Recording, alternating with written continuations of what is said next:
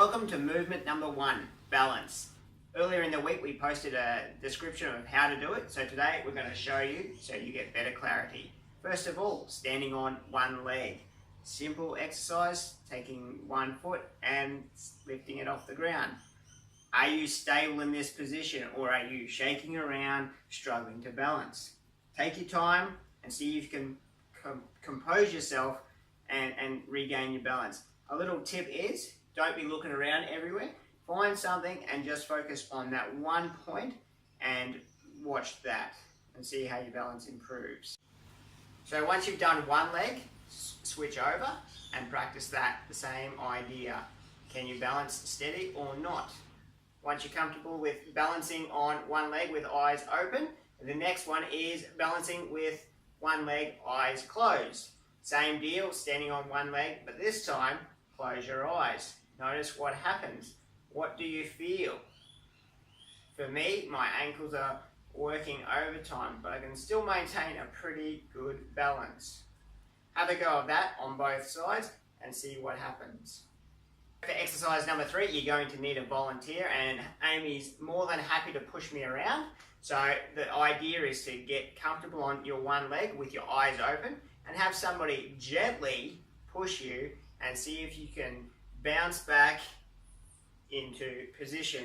Get that person to push different parts, different angles, and regain your position. Basically, the best way to do this is you're not trying to be a rock, you're going to absorb it and move back. You're not trying to hold it intense because you'll get a bit more wobbly.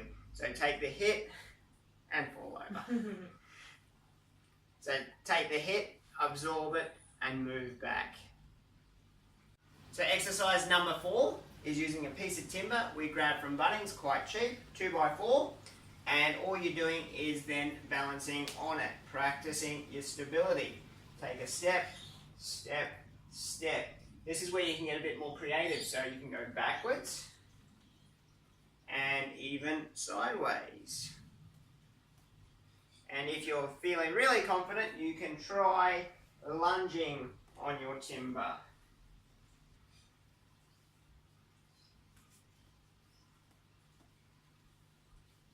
So a quick tip, if you're really struggling with your balance, so from the very get-go with the one-legged stuff, get yourself a table or a chair next to you and you can counterbalance yourself like that. So you can hold on as you need, and if you start shaking, you can grab onto table and chair or chair.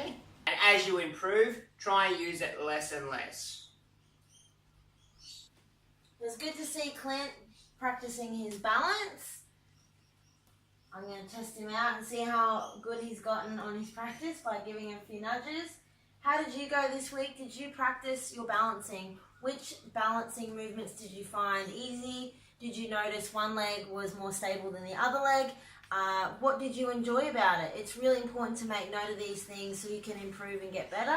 And don't forget to share with us photos and videos just like what Clint's doing now of you doing this at home, so we can get you into the draw to win great prizes, and so we can give you some feedback as well on how you're going. You can ask us questions and just keep getting better and better at your balance, which is a really important skill to have at any age. See you next week. Yeah, see you next week.